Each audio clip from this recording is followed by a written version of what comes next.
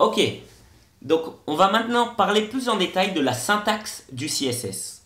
Ok, donc on va faire un peu de théorie. Comment ça s'écrit du CSS? Vous n'avez pas besoin d'écrire ce que j'écris, c'est pas pour le code, mais c'est juste pour vous expliquer. Donc, tout d'abord, il y a un sélecteur en anglais. Ensuite, j'ouvre une accolade que je referme après. Mon accolade, je peux la laisser sur la même ligne ou la faire passer à la ligne suivante. Ok? Et ensuite, j'ai autant de couples propriétés et valeurs que je veux. Donc, propriété, c'est property en anglais. Et valeur, value.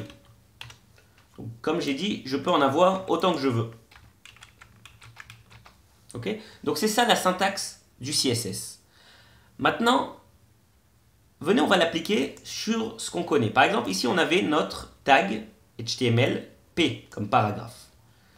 Donc, on avait vu que notre selector, c'était, donc je vais supprimer ça, notre selector, c'était le P, parce que c'est lui qu'on veut sélectionner. Et ensuite, nos propriétés, c'était color, la couleur, red, rouge. Ok? Maintenant, on va dire que je veux lui rajouter d'autres couples de propriétés value. Donc, on va par exemple augmenter la taille de la police. Ok, donc font. Déjà, vous voyez qu'il y a quelque chose d'extraordinaire avec l'éditeur de code. C'est qu'à chaque fois, il va me proposer les différentes options. Et ça va vraiment me faire gagner énormément de temps pour taper mon code. Parce que j'ai juste à faire entrer, il a écrit pour moi. Ok, donc, ici, je veux augmenter la taille de la police. On va dire à 30 pixels. Et je veux changer la police tout court. Donc font family, et on va mettre du Arial. Voilà.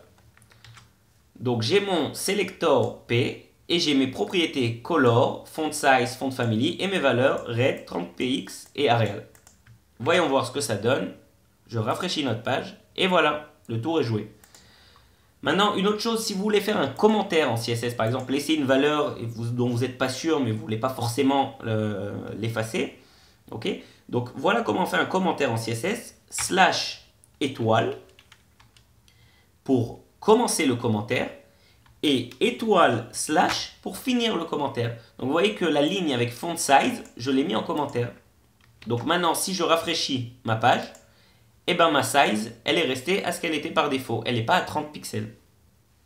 Ok? Donc voilà pour la syntaxe du CSS.